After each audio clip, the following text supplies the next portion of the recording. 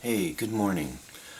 So I wanted to go into some details here regarding human population. I've been very interested in looking at this in a more detailed aspect. First thing I want to mention is that educating yourself is there's really nothing more important at this point in society and life. And educating yourself means that you observe and listen to facts, whether you listen or read. If you're listening to a YouTube channel or you're listening to somebody tell you something, make sure that if it's a matter of opinion that somebody's telling you, that isn't exactly gaining intelligence from that. Like a good example would be you want to learn about crows. So if you listen to a YouTube channel that is in detail about how a crow grows up, you know, the details of how it survives, how it reacts within society, or actual scientific facts that have been studied, okay? There is a difference.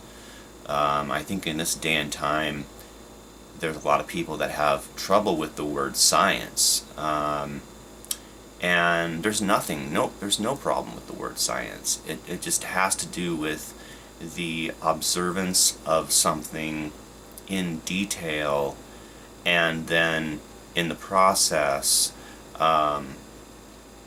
you being the scientist yourself, you make observations and theories based on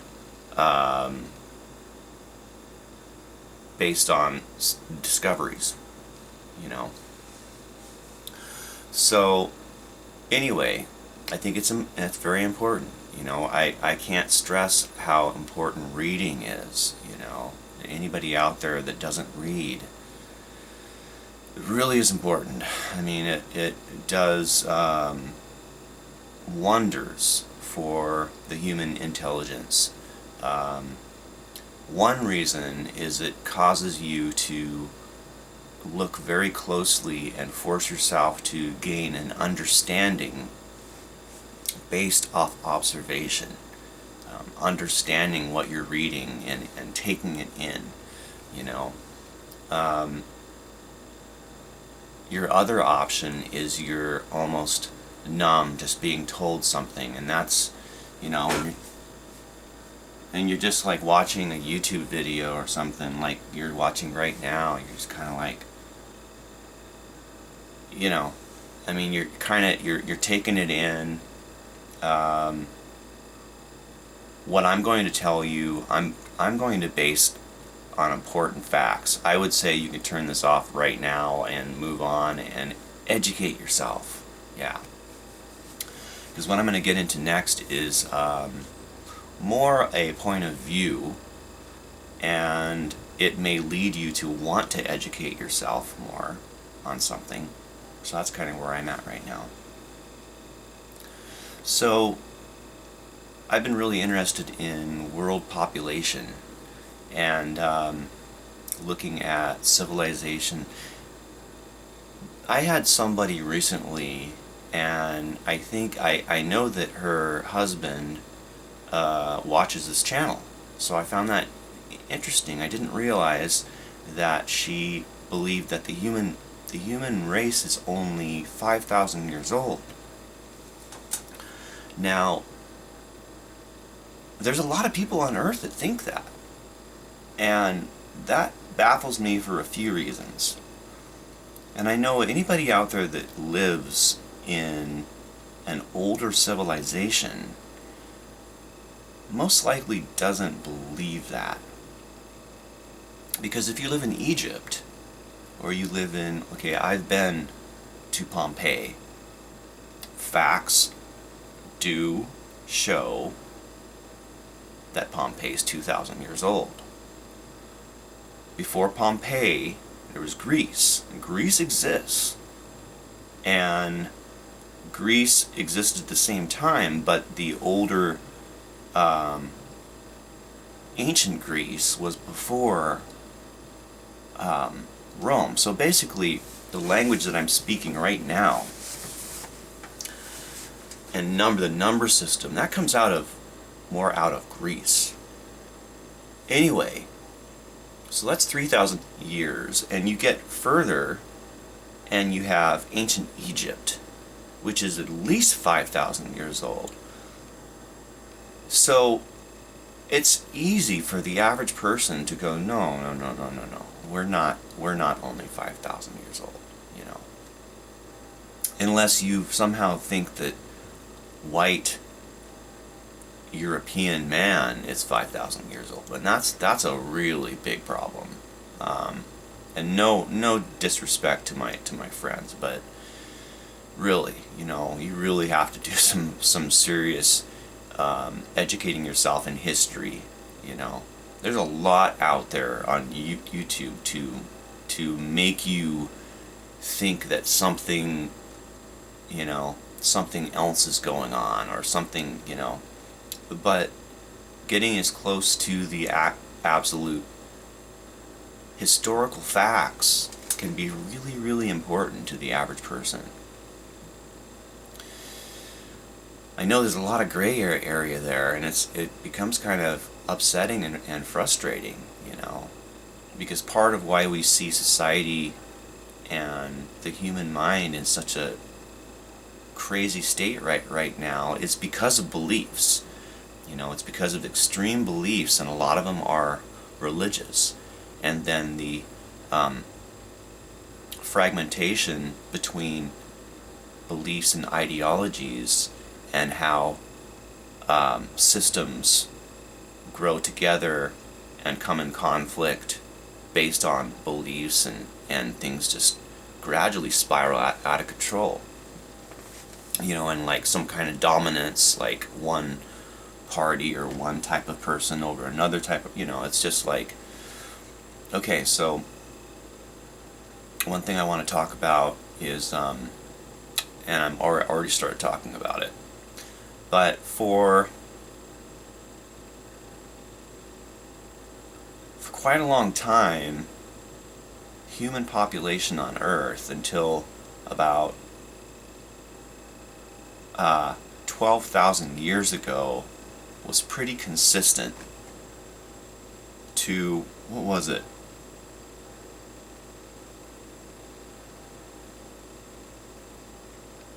A few million or something like that. I'll have to look. This is important, man. You guys should look at this. You can even see where there has been absolute life discovered in places on Earth that equal being from that long ago. You know, there could have been life other places that are buried even deeper, you know, or something that we'll never find, you know.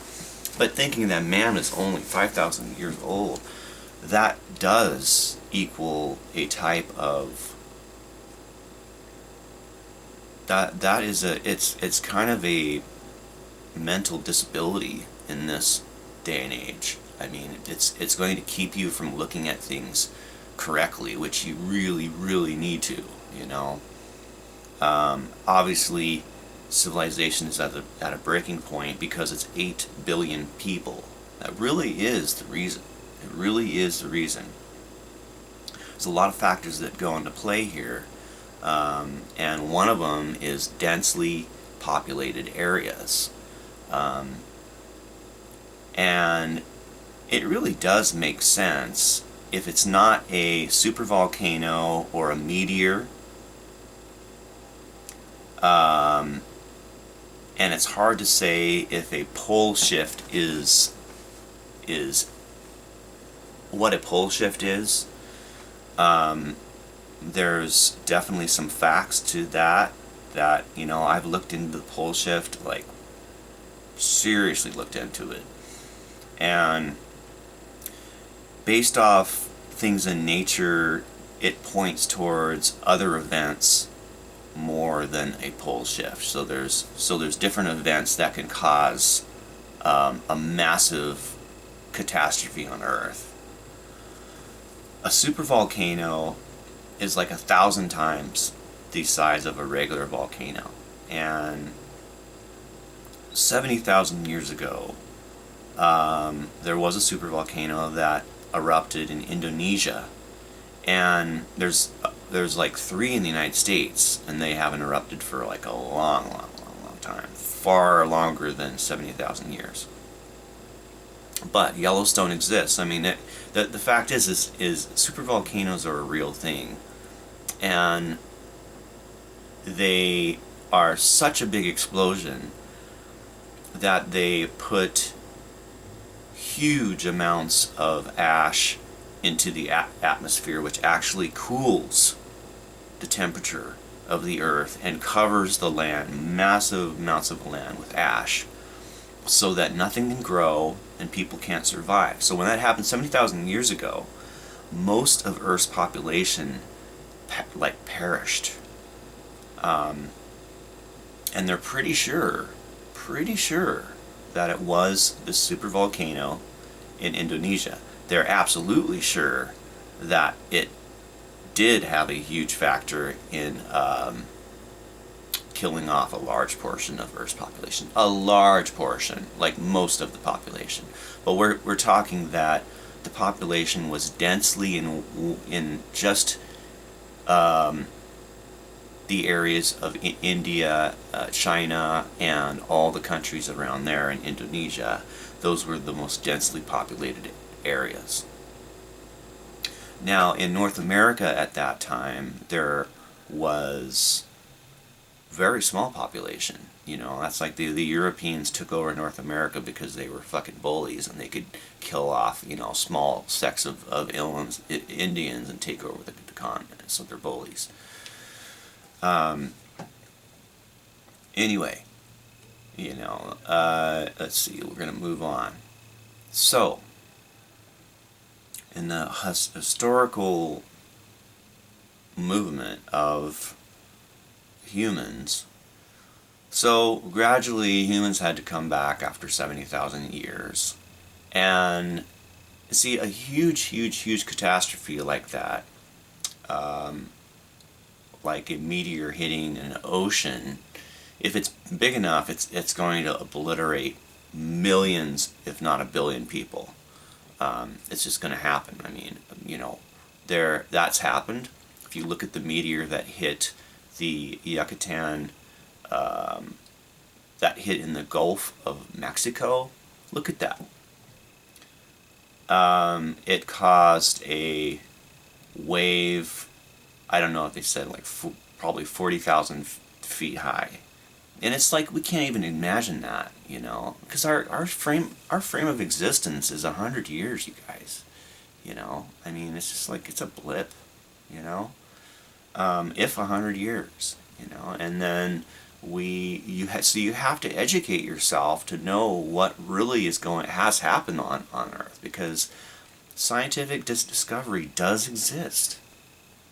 I think we get so wrapped up in ridiculous opinions on what's happening now, you know, that you don't really investigate all of the things that correlate to how we've gotten to now. You know, that's really important. I mean, it just is. So, you know, self-educating yourself is very important. I mean, I found that self-educating myself makes me want to find new discoveries, and little things will pop up and I'll be like, oh my gosh, what's this? You know, there's something called a Toba catastrophe event, and that's what that was. That was the supervolcano in Indonesia, you know, and now it's considered that this is something that can happen on Earth, but not very often, you know, but it can happen like that, you know. I mean, a volcano doesn't go off, it doesn't tell you it's going to go off in a year. You know, it's a perfect example. Mount St. Helens. I live in Washington. You know, I was alive during Mount St. Helens. You know, I remember it going off. I remember going with my dad to see the cloud. That was a real eruption. You know, there was an eruption of a volcano that was devastating. Okay? Was there any date that, or any knowledge that it was actually going to do what it did? No. It all of a sudden started erupting and started to bulge, you know, and earthquakes, you know, so people knew something might happen, and maybe it may be a catastrophe, you know, but they didn't know for sure, you know, when or whatever, right? So, you know, studying nature and humans within nature will help you to grow realizations upon where we are right now. You know, I mean, there really is so much to educate yourself and so many discoveries. It really is. Okay, so at 1800, the Earth was roughly 1 billion people. Okay? At 1900, the Earth was 1.5 billion people. Now, between 18 and 1900, more farming and, I mean, just, you know, ways to produce food for a bigger population, so families were getting very big. I'm sure most of you listening, if you went back to the 1800s sometime, someone in your family, one of your grandparents, probably had a lot of kids. I know in my family that is absolute fact. I mean, I have pictures, you know, and not even that many generations back. That's my great, that would be my great-great-grandmother and grandfather had like 12 kids, you know, which would have been in the, I think in the 1880s or something like that. I have to look at, I have it, my history in the Mormon book. So what happened is between 1800 and 1900, the possibility of a human explosion because of more food and more resources, because of, really because of science, you know. I mean, it was a possibility that you could raise that many kids and not, you know, it'd be rare for somebody to die. Now, in that family I'm talking about, in my family, I think there might have been one child died out of 13 or something, young. Anyway, so you get to what's called the Industrial Revolution. Why this is important is 1900 to now. Okay, all of a sudden you have vehicles, you have airplanes, you know, on top of ships. So ships were going to be very important for quite a long time. You know, the bigger the ship, the more reliable it was, the faster it was. Previously, it was how you moved stuff around the earth, you know, to get to different populations, you know. But Industrial Revolution, all of a sudden it was like, you know, I mean, you could feed massive amount of people very quick and the faster humans move, you know, and things become more complex, things start to thrive, you know, which also happened that it caused war, you know, like say in the 1800s and the 1900s, you're seeing, you know, reasons for uprisings and war, you know, in the United States, the Civil War and other wars. And then in the 1900s, of course, you see, because of technology, see, humans have to use the technology back against man, with firepower and with, you know, and then, of course, the creation of the nuclear weapon, which somewhat ended the Second World War. So that's kind of the big picture. And then gradually we're where we are now, you know. There's cities that are 28 million people, you know. We don't understand what viruses are, you know. It doesn't matter if this was man-made or made from nature. If it was made from nature, then it's one scary scenario that can happen, that there's some stuff in swamps and weird animals that if humans get in there and mess with shit, then they might get it and it spreads to our population and you know, a lot of people die. I mean, they say there's 11 million cases on Earth right now, so that's pretty quick. And again, your belief, it doesn't matter what you believe. You know, your belief doesn't matter. It doesn't matter unless you take action and be a real scientific investigator and educate yourself. If you have really something to contribute, you know. That's why really understanding things, maybe you will come up with something you'll be like, you know, that could help people, whether it's, who knows, you know.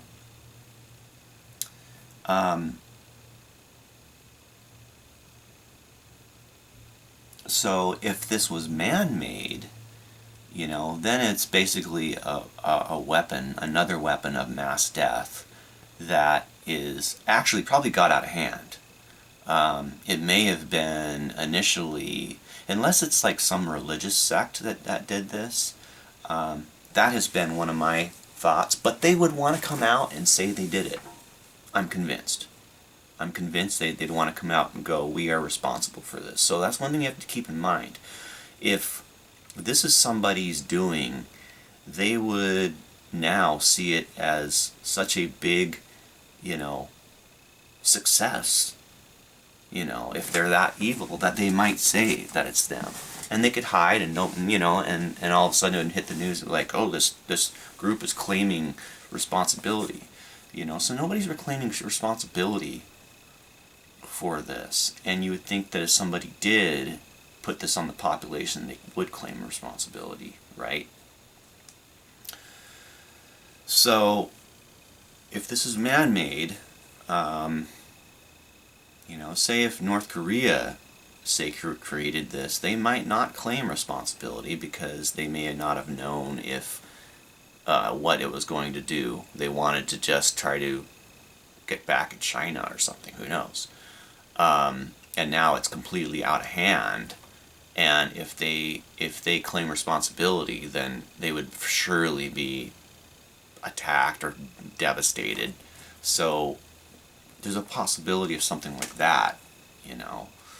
That falls into a possibility. But I think really the scariest scenario is nature, because it really does point towards that, and that nature can do this because of mass population. You know, it's mass population, and it's fast. The speed that humans can move is why this has gotten so bad. You know, because Industrial Revolution, now everybody can move around Earth. That's what happened. Everybody's on planes and it's circulating. You know, I mean, it's the speed and the intensity and the just complexity of humans right now, and just they're fucking stupid. I mean, really are, you know. I mean, there's just no doubt about it. So to get back to anybody thinking that we're only 5,000 years old is falling into a trap. You're falling into a it would be based from a cult type perspective, that somebody needed to convince others to have a group that, you know, I mean, that's what happens with religious beliefs.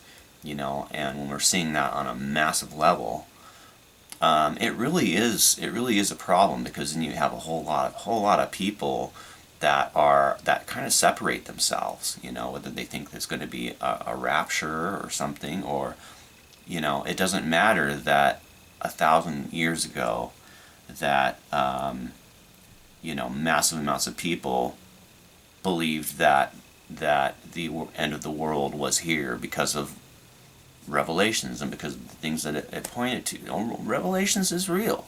You know, I don't know what it said initially, but it, you know, it does point towards certain factors pointing towards the end, or, you know, and everything included. It doesn't matter if I know the details of it. It falls into cultish beliefs. You know, one thing I can see is that it doesn't point towards the exact time. You know, all the exact times that somebody has mathematically thought they found has equaled to be not true. You know, but there's people 1,000 years ago that would have thought, oh, this is the end because of the Black Plague or something like that. You know, 200 million people died on Earth, you know, because of that, right? You would have really thought, fuck, man, everybody's dying, that's the end. But it wasn't the end, you know. So a huge catastrophe could happen, and there could be a massive amount of people die, but then in most scenarios, there would be some of the human population would survive. And either go to an area that's more livable, you know, so this is the type of thing, or obviously there's so many people on Earth right now that to obliterate the whole planet, the sun would have to go out, or the Earth would have to be impacted so by something so large that it would just, you know, I mean, devastate, and then nothing would be able to survive because of, like, lengthened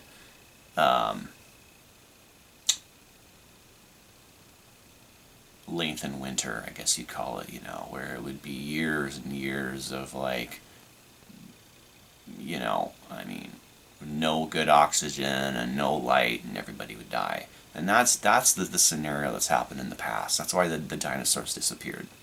But they disappeared most likely because of the impact of that